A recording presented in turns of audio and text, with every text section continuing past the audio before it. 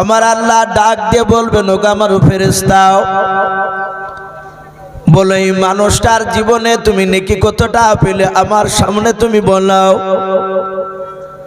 ওই ফেরেশতা আল্লাহকে ডাক দিয়ে বলবেন আল্লাহ, আপনি এমন একজন ব্যক্তিকে আমাদের কাছে খাড়া করে দিয়েছেন, আমরা তার আমল নামাগুলো দেখলাম, তার পুরা জিন্দেগিতে একটাও নেকি লেখা নাই পুরা খাতায়। ওর পুরা জিন্দেগির পুরো আমল নামা সব গুনাহতে ভরপুর হয়ে আছে। আমার আল্লাহ বলবেন বান্দা, এই ব্যক্তিকে এক রাকাতও নামাজ পড়ে নাই বলে নাও। ওই ফেরেশতা ডাক দিয়ে বলবেন আল্লাহ, আপনার একটা হক দুনিয়ার বুকে আদায় করে আসে নাই। আমার আল্লাহ জানার পরও ফেরেশতাকে ডাক দিয়ে বলবেন ফেরেশতা তাড়াতাড়ি বলো এই মানুষটাকে কি করা যাবে বলাও। ফেরেশতা বলবেন আল্লাহ, আপনার কথা অনুযায়ী লোকটা জাহান্নামে চলে যাবে। ওই কিয়ামতের ময়দানে সেদিন কোটি কোটি মানুষের সমাগম হবে। সেই দিনকে আল্লাহ রহমতের জোশে বাপজো ডুব দিয়ে বলবেন ওরে ফেরেশতা এই লোকটা জাহান্নামে চলে যাবে বলে হ্যাঁ আল্লাহ আপনার কথা অনুযায়ী যেহেতু এই লোকটার জীবনে একটা ভালো কথা লেখা নাই, ভালো নাকি লেখা নাই, আপনার একটা হক আদায় করে আসতে পারে নাই। আমার আল্লাহ বলবেন বান ফেরেশতা আমি আল্লাহ এই লোকটার শুনে নাও, আমি তার পুরা জিন্দেগির গুনাহকে আমি মাফ করে দিলাম, আমি একে জাহান্নাম থেকে জান্নাতে দিয়ে দিলাম। বলুন সুবহানাল্লাহ। সঙ্গে সঙ্গে আল্লাহ বলবেন এই আমি একে আর জাহান্নামে দিব না, আমি একে জান্নাতে দিয়ে দিলাম। সেদিন কিয়ামতের ময়দানে বাপজি যত নারী আর পুরুষ থাকবে, গোটা কিয়ামতবাসী যদি আল্লাহর বিরুদ্ধে স্লোগান তুলে, আল্লাহর বিরুদ্ধে কথা বলে যদি বলে হে আল্লাহ এই লোকটা জাহান্নামী, আপনার একটা ভালো কাজ করে আসেনি, আর এই লোকটাকে আপনি জাহান্নাম থেকে জান্নাতে দিয়ে দিলে, একে আপনি জান্নাত থেকে আবার জাহান্নামে ফেলে দেন। আল্লাহ বলবেন বান্দা আমি তোমাদের কারো কথা শুনবো না। সেদিন আর কিছু করার আছে আমাদের কথা বলে, সেদিন আর কিছু করার নেই।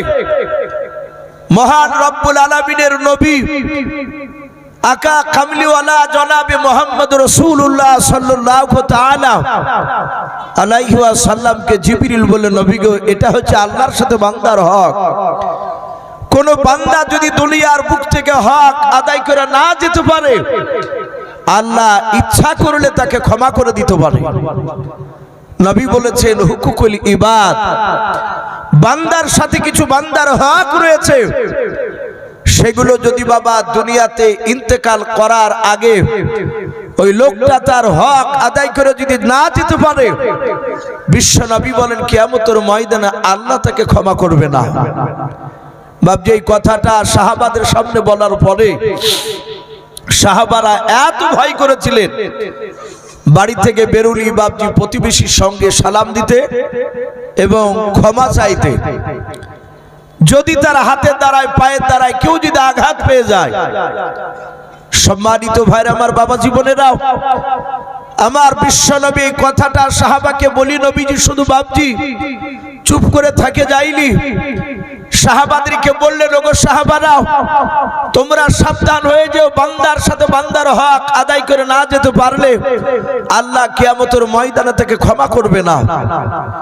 বাবজি আমার বিশ্ব নবী দরদি নবী বাবজি এই কথাটার উপর আমল করে দেখে দিয়েছে। বিশ্ব নবীর জীবনী সেরাতে হালবিয়া বলে বাবজি একটি উর্দু কিতাব, তাতে বিশ্ব নবীর জীবনীতে বাবজি পাওয়া যায়। উলামায়ে দেওবন্দের লেখা সেই কিতাবটা, তাতে এসেছে আল্লাহ রাসূল যখন ইন্তেকাল করবেন তার 3 কিংবা 6 দিন আগেকার ঘটনা এসেছে।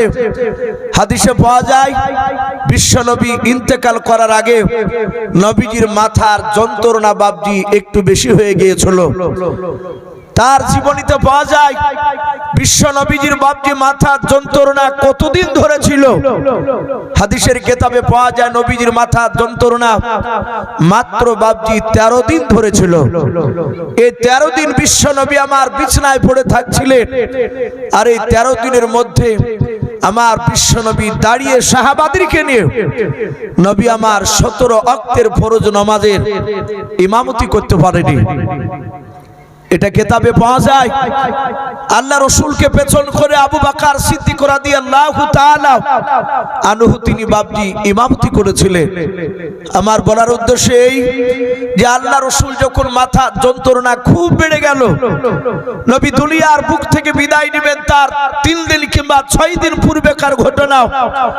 হাজার হাজার বাপজি মক্কার সাহাবা, এক কথা আরবের ভিতর আরবের বাহির কেন, হাজার হাজার বাপজি সাহাবারা বিশ্বনবী অসুস্থ আল্লাহ রাসূলকে বাপজি দেখতে গিয়েছে।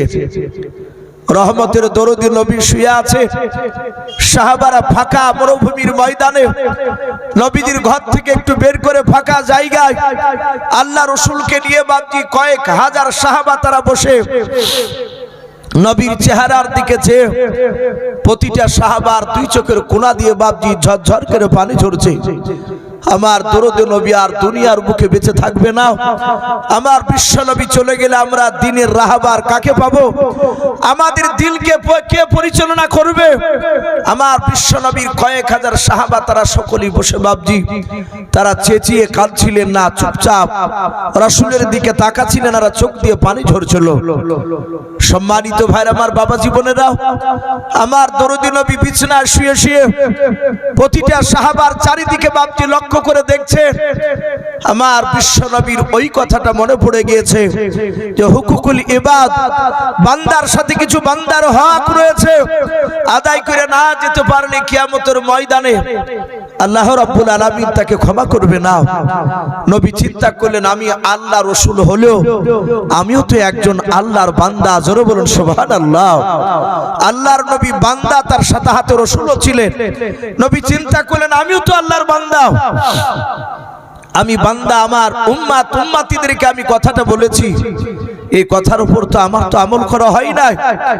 আমার বিশ্ব নবী হঠাৎ করে সাহাবাদের দিকে লক্ষ্য করে বলেন, ওগো আমার সাহাবাইকে নাও, আমার 2 হাত ওখানা ধরে আমাকে একটু উঁচু করে বসাও।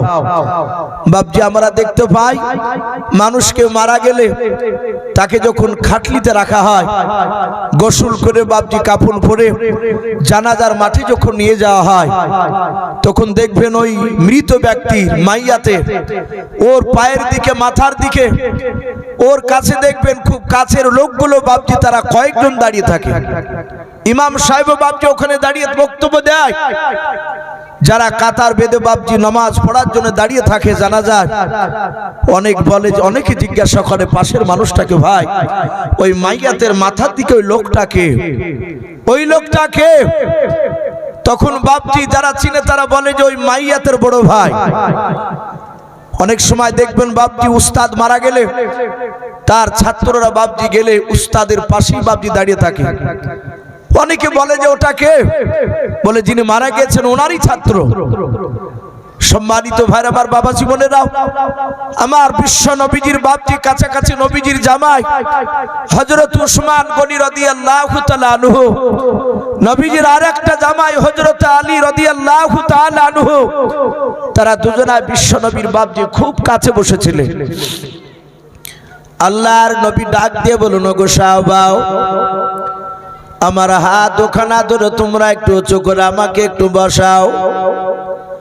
উসমান গনি রাদিয়াল্লাহু তাআলা আনহু বাবা, হযরত আলী রাদিয়াল্লাহু তাআলা আনহু, দুজন সাহাবা নবীজির 2 দিক থেকে বাবা হাত ওখানা ধরে নবীজিকে একটু বসালেন।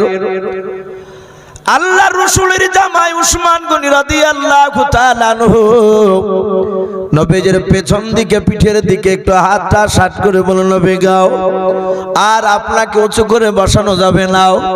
নবী আপনার মাথার যন্ত্রণা বেড়ে যাচ্ছে। আল্লাহর নবী বলেন সাহাবাব আর উঁচু করে বসান, এইভাবে তোমরা ধরাও। আল্লাহর নবীর সাহাবাব উসমান গনি রাদিয়াল্লাহু তাআলা আনহু বলেন আমরা দেখলাম নবীজিকে যখন আমরা বসে দিলাম নবীজি বসে পড়লেন। আল্লাহ রাসূল ডাক দিয়ে রে বাবা এইভাবে হাত দুখানা আস্তে করে নবীজি উঁচু করে ধরলেন। ধরার পর ডাক দিয়ে বলেন ওরে আমার আবু বকর, আবু বকর সাহাবা তুমি কোথায় আছো, তোমার হাত দুখানা ধরতে দাও। হযরতে আবু বকর সিদ্দিক রাদিয়াল্লাহু তাআলা আনহু নবীজির ডান পাশে বাবজি বসেছিলেন। আল্লাহর নবীর ডাক পার সাথে তো আবু বকর তিনি দাঁড়িয়ে গেলেন। নবীজির হাত দুখানা জোরে জোরে কাঁদেন আর বলেন নবী গাও আমি আপনার সাহাবা আবু বকর। ও নবী আপনি বলুন কেন আমার হাত ওখানা ধরতে চাইলেন? আল্লাহর নবীজির সাহাবা আবু বকর ডাক দিয়ে বলেন নবী আপনি বলুন কেন আমাকে দাঁড়াতে বললেন? আল্লাহর নবীজি আবু বকরের হাত ওখানা জুড়ে ধরে কাঁদেন আর বলেন আবু বকর শুনে নাও আমি তোমাকে অনেক জায়গা নিয়ে গিয়েছিলাম। ওরে আমার আবু বকর আমার 1 2 3 4 করে 63 বছর হতে চললাম। আবু বকর শুনে নাও আমি মনে হয় আর দুনিয়ার বুকে বেশি দিন বেঁচে থাকবো না। ওরে আমার আবু বকর আমার সঙ্গে চলতে গিয়ে শুনে নাও আমার হাতের দ্বারায় আমার জবানের দ্বারায় আমার পায়ের দ্বারায়। ওগো আবু বকর তুমি যদি কোনো ব্যথা পেয়ে থাকো আজ হাজার হাজার সাহাবার সামনে শুনে নাও, হয় তুমি ক্ষমা করে দাও নতুবা তার প্রতিশোধ বদলা নিয়ে নাও। হযরত আবু বকর সিদ্দিক রাদিয়াল্লাহু তাআলা আনহু নবীজির হাত দুখানা জোরে জোরে কাঁদেন আর বলেন নবী গাও বেয়াদবি হলে মাফ করবেন নবী, আপনি আমার কাছে অন্যায় করেন নাই। নবীজি আমি আপনার কাছে অন্যায় করেছিলাম। ওগো নবী আপনাকে আমি সর্বপ্রথম চিনতে পেরেছিলাম না। ও বাপজি ভাইরাও আবু বকর সিদ্দিক রাদিয়াল্লাহু তাআলা আনহুর জীবনীতে পাওয়া যায় আবু বকর বাবা উনি ছোট থেকে কাপড়ের ব্যবসা করতেন। হযরত আবু বকর বলেন আমি তখন নবীজি পয়গম্বরকে আমি চিনতাম না। আবু বকর সিরিয়ায় নাই শাম দেশ বলে বাপজি একটা জায়গা আরবের বুকে বাবা মক্কার লোকেরা শাম দেশ আর সিরিয়ায় বসে নাও এই সব কয়েকটা বাপজি দেশে তারা ব্যবসা করতে যেত। বেশিরভাগ মক্কার লোকেরা তারা সিরিয়ায় আর শাম দেশে বাপজি তারা ব্যবসায় বেঁচে যেত। আবু বকর বলেন আমি একদিন ব্যবসায় গিয়েছিলাম শাম দেশে। আবু বকর মাল বিক্রি করে বাবা আবু বকর বলেন আমি ওই হাটের ভিতরে ঘুরে ঘুরে বেড়াচ্ছিলাম। হযরতে আবু বকর বলেন আমি রাস্তা নাই হাটের ভিতরে যখন ঘুরে ঘুরে বেড়াচ্ছিলাম হঠাৎ করে দেখলাম এক ইহুদির পণ্ডিত যাকে বাবা পাদ্রী বলা হয়, এখনো খ্রিস্টান গির্জায় যারা ইমামতি করে তাদেরকে পাদ্রী বলে। হযরতে আবু বকর বলেন আমি হাটে যখন রাস্তা দিয়ে ঘুরে ঘুরে বেড়াচ্ছিলাম ওই হাটের ভিতরে হঠাৎ করে দেখলাম এক ইহুদির পাদ্রীর বাবা ইহুদির বড় পণ্ডিত আলেম তার নাম কেতাবে পাওয়া যায় বুহায়রা রহিম বলে নাম। ওই লোকটার বাবা তওরাত কিতাবটা বুকে করে নিয়ে ওই হাটের ভিতরে ওই ব্যক্তিও ঘুরে বেড়াচ্ছিলাম। আবু বকর বলে আমি যাহাতে ও ইহুদি আলেমটাকে আমি পাশ করলাম। ইহুদি আলেম আমার চেহারার দিকে চেয়ে বলেছিল ওগো যুবক ভাই তুমি দাঁড়িয়ে যাও। আবু বকর বলেন আমি দাঁড়িয়ে গেলাম। হযরত আবু বকর সিদ্দিক রাদিয়াল্লাহু তাআলা আনহু বলেন তখন আমি নবীজিকে চিনতাম না। হঠাৎ করে ইহুদির আলেম আমার সামনে এসে একেবারে দাঁড়িয়ে গেল। দাঁড়িয়ে যাওয়ার পর ইহুদির আলেমটা বুহারা রহিম ডাক বলেছিল ভাই তোমার নাম কি? আবু বকর। হযরত আবু বকর ডাক দিয়ে বলেন হ্যাঁ আমার নাম আবু বকর। ইহুদের আলেমটা তৌরাত কিতাবখানা বাবা খোলার পর একবার কিতাবটার দিকে তাকানোর পর আল্লাহর নবীর বন্ধুকে আবার ডাক দিয়ে বলেন, আবু বকর একটু দয়া করে বলো তোমার আব্বার নাম কি? আবু কুহাফা। হযরত আবু বকর বলে, হ্যাঁ আমার আব্বার নাম আবু কুহাফা। আবু বকরকে ইহুদের আলেম বলেছিল, ভাই আবু বকর একটু তোমার হাত ওখানে আমাকে ধরতে দাও। বলে, কেন ভাই? ও ভাই তুমি আখির জামানার পয়গম্বর জনাবে মুহাম্মদ রাসূলুল্লাহ সাল্লাল্লাহু তাআলা আলাইহি ওয়াসাল্লামের তুমি বন্ধু হবে। বলুন সুবহানাল্লাহ। হযরত আবু বকর হাতটা ধরে দিয়ে বলেন, ভাই আমি তো আল্লাহর নবী আখির জামানার পয়গম্বরকে আমি এখনো চিনতে পারি নাই, আমি তো তাকে নবী বলে চিনি নাই। ইহুদিরা আলেমটা বলেছিল, ভাই একটু দয়া করে তোমার পৃষ্ঠ মোবারকখানা আমাকে একটু দেখতে দাও। আবু বকর বলেছিল, কেন ভাই? বলে, ভাই রে এই তৌরাত কিতাবে লেখা আছে আখিরি জামানার একজন নবীর বন্ধু হবে, তার নাম হবে আবু বকর, তার আব্বার নাম হবে আবু কুহাফা। শুনে নাও, তার বাড়ি হবে মক্কা নগরে। এই আবু বকর আরো লেখা আছে আবু বকর যিনি বিশ্ব নবীর বন্ধু হবেন তার পৃষ্ঠ মোবারকে একটা কালো রঙের দাগ থাকবে। ওগো ভাই আবু বকর একটু দয়া করে জামাটা তুমি ওঠাও। আবু বকর বলল, ভাই আমি তোমাকে জামা উঠে আমার পৃষ্ঠ মোবারক আমি দেখাতে চাই না, আমি ওকে নবী বলে তো আমি চিনি না, আমার বন্ধু কেউ নেই। সঙ্গে সঙ্গে বাপজি আবু বকর আর জামা উঠালো না, সোজা চলে গেল। আবু বকর বলেন, ওখান থেকে কিছুদিন পরই আমি বিশ্ব নবীকে চিনতে পেরেছিলাম। হযরতে আবু বকর নবীর হাত দুখানা ধরে বলছেন, ওগো নবী বেয়াদবি হলে মাফ করবে, আমি সর্বপ্রথম আপনাকে প্রথমে বন্ধু বলে আমি চিনতে পারিনি, আপনি আমাকে ক্ষমা করে দেন। আল্লাহ রাসূল বলছেন, এই আবু বকর আমি ক্ষমা করে দিয়েছি, যদি তুমি আমার হাতের জবান এবং পায়ের দ্বারা যদি আঘাত পেয়ে থাকো হয় ক্ষমা করে দাও, নতুবা তার প্রতিশোধ বদলা নিয়ে নাও। বাপজি আমার সোনা লালেরা, আবু বকর বললেন, নবী আমি আপনাকেও ক্ষমা করে দিয়েছি। নবী বললেন, আবু বকর বসে যাও। হযরতে বিশ্ব নবী আমার দ্বিতীয়বার হাত ওখানে ভাবে বাবা উঁচু করে ধরলেন। নবী আমার ডাক দিয়ে বলেছিলেন, ওরে আমার ওমর। আল্লাহ রাসূলের সাহাবা আমিরুল মুমিনিন ওমর ইবনুল খাত্তাব রাদিয়াল্লাহু তাআলা আনহুর বাবা নবীর বাম পেছনে বাপজি আপনার সাইডে বসেছিলেন। নবী যাতে বলেন, ওমর তুমি দাঁড়িয়ে যাও, তোমার হাত ওখানে আমাকে ধরতে দাও। ওমর দাঁড়িয়ে গিয়ে আল্লাহর নবীজির হাত ওখানে জোড়ে ধরলেন। জোড়ে ধরার পর আল্লাহর নবী বলেন, ওমর আমার হাতে দাঁড়ায়, জবানের দাঁড়ায়, পায়ে দাঁড়ায় রে ওমর, যদি তুমি আঘাত পেয়ে থাকো এই ওমর তাহলে তুমি শুনে নাও, হয় তুমি আমাকে ক্ষমা করে দাও, নতুবা তার প্রতিশোধ বদলা তুমি নিয়ে নাও। আল্লাহর নবীজির সাহাবা ওমর ফারুক রাদিয়াল্লাহু তাআলা আনহু সঙ্গে সঙ্গে বাবা আল্লাহর নবীজির হাত ওখানা ছেড়ে দিয়াও আল্লাহর নবীজির পা দুখানা বাবা জোড়ে ধরলেন। হযরত ওমর পা দুখানা জোড়ে ধরে বলেন, ফেদা কাবি আম্মি ইয়া রাসূলুল্লাহ। হযরত ওমর ডাক দিয়া বলেন, নবী গো আপনার পদতলে আমার পিতামাতা কুরবান হয়ে যাক। ওগো আল্লাহর নবী যে আপনি আমার কাছে ক্ষমা চাইবেন না। নবী আপনি আমার কাছে কোনো অন্যায় করেন না। আল্লাহর নবী দরুদ নবী জনাবে মুহাম্মদ রাসূলুল্লাহ সাল্লাল্লাহু তাআলা আলাইহি ওয়াসাল্লাম ডাক দিয়ে বলেন, ওমর আমি তোমাকে ক্ষমা করে দিয়েছি। ওরে ওমর তুমি আমাকে ক্ষমা করে দাও।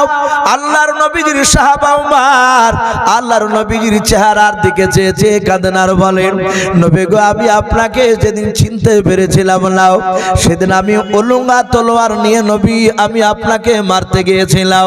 আল্লাহর নবী জনাবে মুহাম্মদ রাসূলুল্লাহ সাল্লাল্লাহু তাআলা আলাইহি ওয়াসাল্লাম যখন ওই কথা বাপজি বলেন, ওমর তুমি কান্না করো না। ওমর নবীজির হাত ওখানা নয় পা দুখানা জোড়ে ধরে কাঁদেন আর বলেন, নবী গো আমি আপনাকে সেই দিনই চিনতে পেরেছিলাম না। ও নবীজি সেই দিনের জন্য আমি আপনার কাছে ক্ষমা চাই।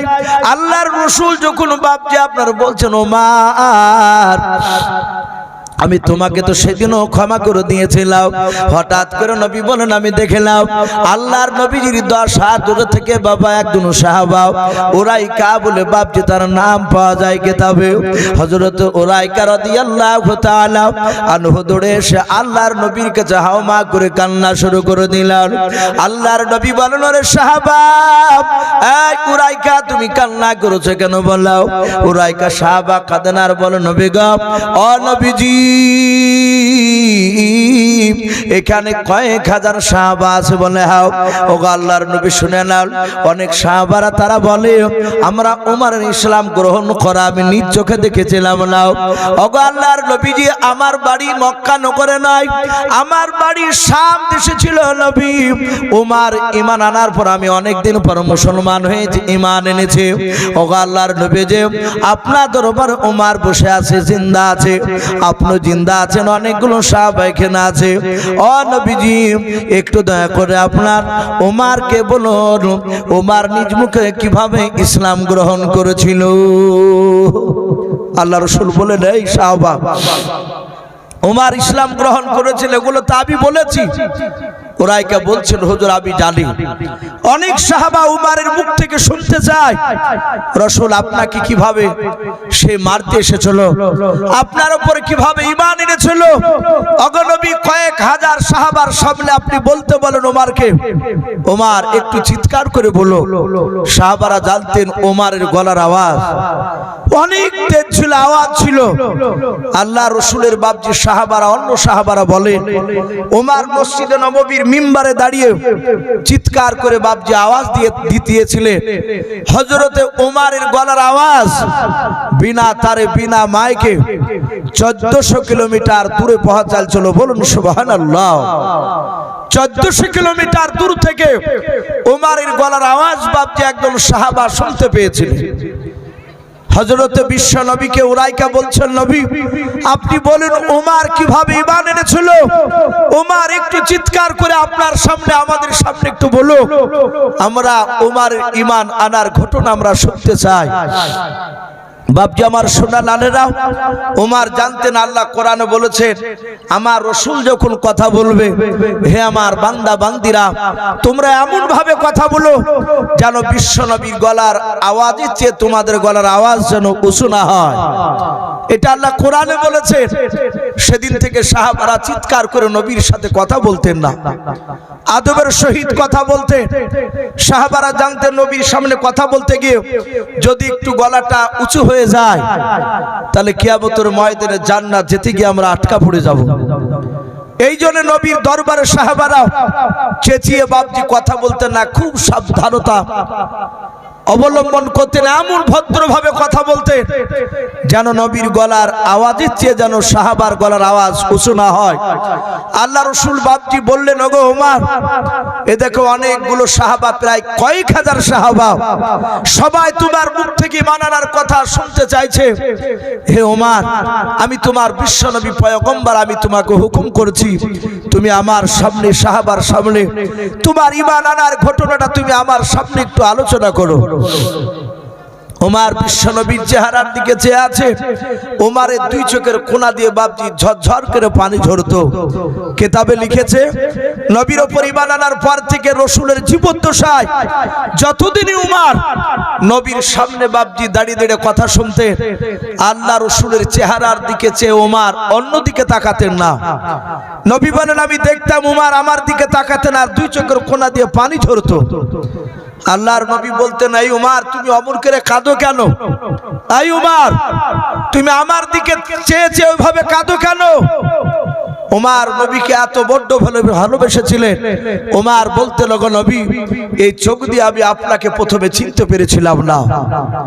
আল্লাহর নবী বলেন ওমর তুমি কেঁদো না, ওমর তুমি বলো ঈমান কিভাবে এনেছিলে। হাদিসের কিতাবে পাওয়া যায় ওমর বিশ্ব নবীকে বলে নবী আমি চেঁচিয়ে বলবো, বলে হ্যাঁ ওমর আমি অনুমতি দিলাম, তুমি আলোচনা করো, সাহাবারা তোমার মুখ থেকে শুনতে চায়। আমিরুল মুমিনিন ওমর ডাকতে বলতে লাগলো ওগো নবী আমি সেই সময় আমি আপনাকে চিনতাম না তো বটেই, ওগো নবী একদিন আপনার চেহারা আমি নিজ চোখে দেখি নাই।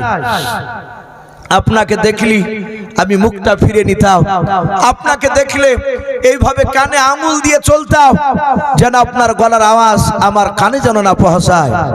কেন? বলে আবু জেহেল আমাদেরকে বলতো যে খবরদার মুহাম্মদ সাল্লাল্লাহু আলাইহি ওয়াসাল্লামের কথা তোমরা শুনতে যাবে না, মুহাম্মদের দিকে তাকাবে না। আবু জেহেলরা জানতো বিশ্ব নবীর কথা যদি বাপজি কেউ 5 মিনিট শুনে সেই লোকটা নবীর কলেমা না পড়ে আর থাকতে পারবে না। বলুন সুবহানাল্লাহ। এটা আবু জেহেল কাফের বেঈমানরা জানতো। সম্মানিত ভাইরা আমার, বাবা জীবনেরাও, আল্লাহর নবী জনাবে মুহাম্মদ রাসূলুল্লাহ সাল্লাল্লাহু তাআলা আলাইহি ওয়াসাল্লাম বলেন, ওমর তুমি কিভাবে তুমি আমার দরবারে যাচ্ছিলে? একবার জোর গলা তুমি বলো। ওমর বলছে, নবী আমি প্রায় মানুষের মুখে শুনতাম আপনার গুণগান, আপনার চরিত্র কথা আপনি ভালো, কিন্তু নবী শুনে না। কিন্তু আবু জেহেল, উতবা, সাইবা এই সব কুখ্যাত বেঈমান মক্কার এরা সব সময় আপনার বিরোধীমূলক কথা বলতো।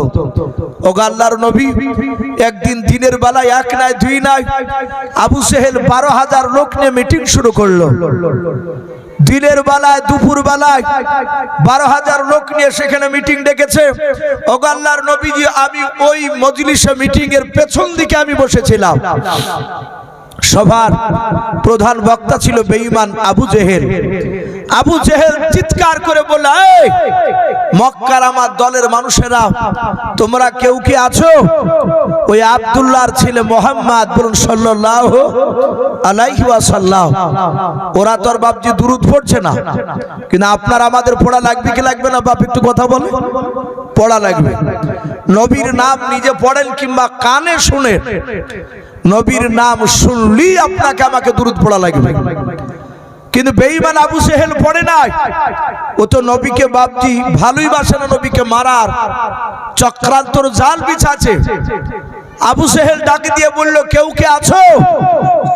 ওই আব্দুল্লাহর ছেলের মাথাখানা কেটে আমার সামনে নিয়ে আসবা। ওগো আল্লাহর নবী, 12,000 লোক কেউ হাত তুললো না। সবাই ডান দিকে বাম দিকে সামনে পেছন দিকে তাকাতাকি করছে।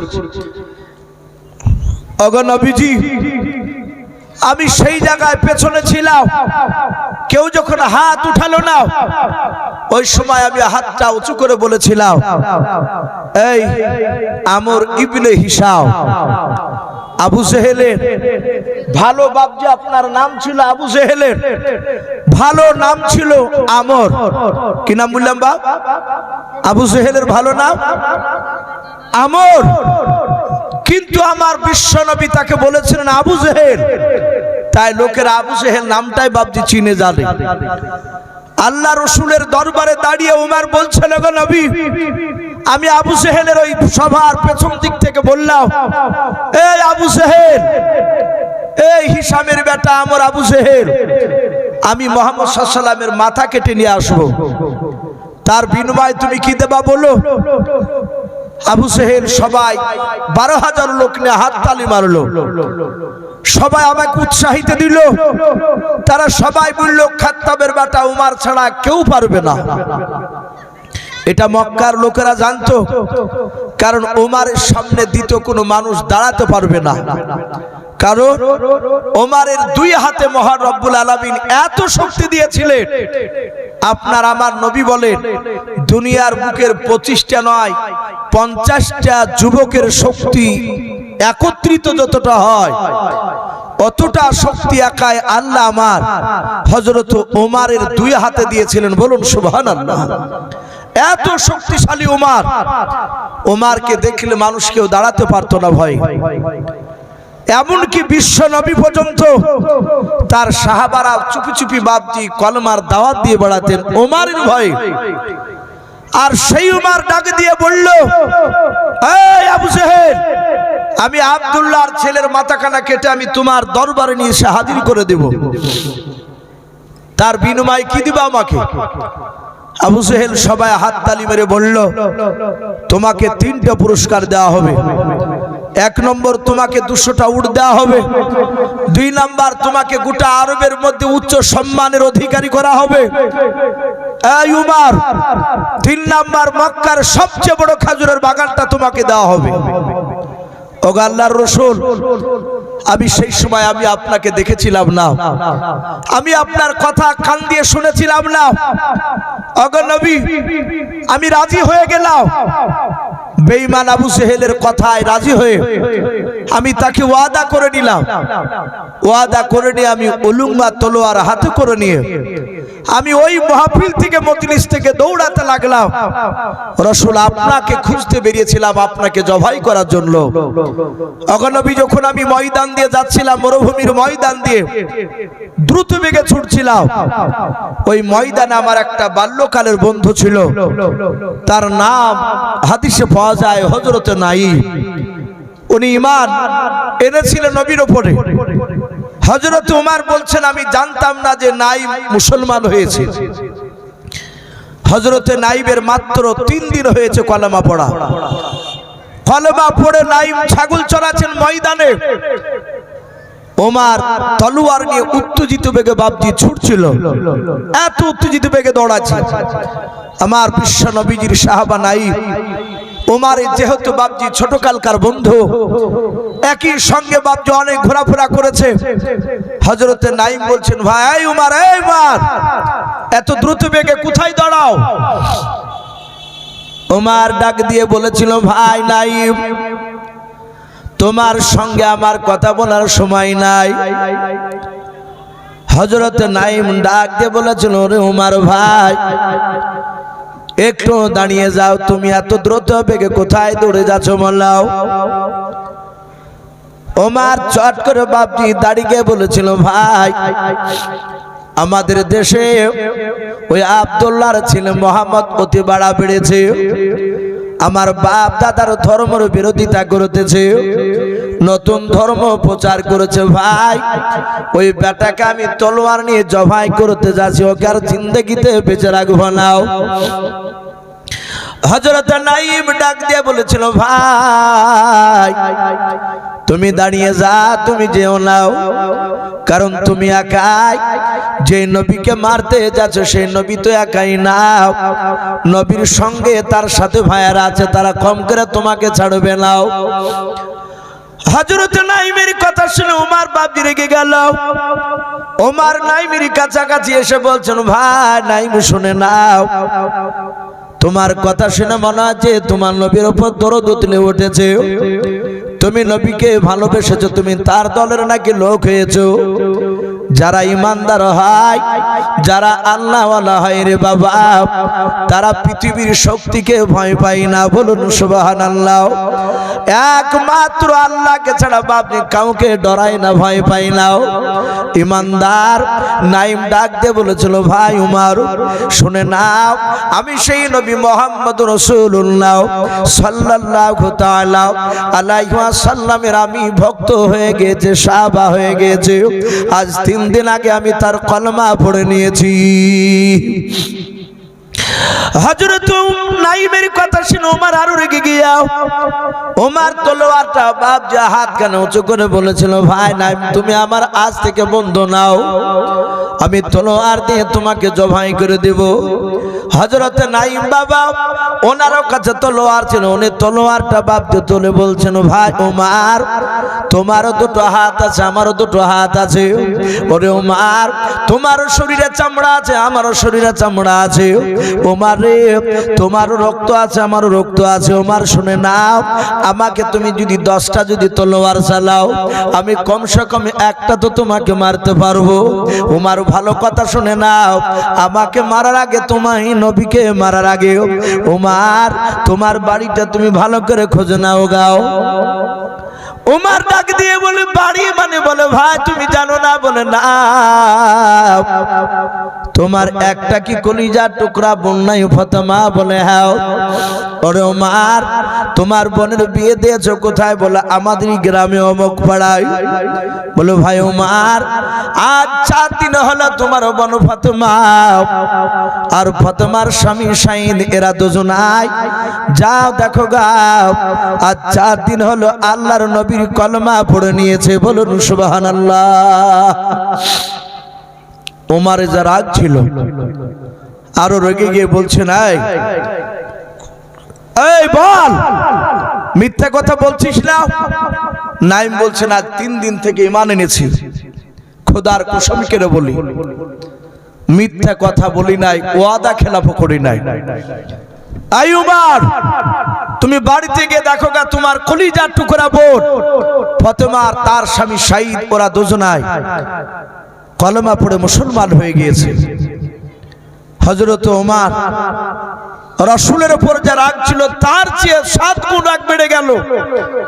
ওমর বলছে, আমি এক্ষুনি যাব তার বাড়িতে গিয়ে, যদি তোমার কথা সত্য পরিণত না হয়, মিথ্যা যদি হয়, তাহলে আমি আমার বোনের বাড়ি থেকে এসে নাইম তোকে জবাই করে তারপরে মোহাম্মদকে জবাই করতে যাব, কে ঠেকায় আমি দেখব। বলে যাও। হযরত ওমর বাপজি দৌড়ে চলে গেল তার বোনের বাড়ির দরজার কাছে দাঁড়িয়ে, এত রাগ রেগে আছে। হযরত ওমর তিনি দাঁড়িয়ে গিয়ে বাপজি চিৎকার করে প্রথমে ডাকে নাই, কিতাবে লিখেছে এইভাবে কানটা দরজা লেগে দিয়েছে যে দেখে দিলে আমার বোন কি আলোচনা করে বাড়িতে। হাদিসে পাওয়া যায় আল্লাহ রাসূল একজন সাহাবা খাব্বাব নামক সাহাবাকে বলেছিলেন, হযরত ফাতেমার বাড়িতে যাও। ফাতেমার স্বামী শহীদ, এরা দুজনাই নতুন ইসলাম গ্রহণ করেছে, আর 4 দিন হচ্ছে। এই খাব্বাব, তুমি ওর কাছে যাও, যাওয়ার পর ওদের বাড়িতে গিয়ে ভালো করে কোরআনটা শিখে দিয়ে এসো।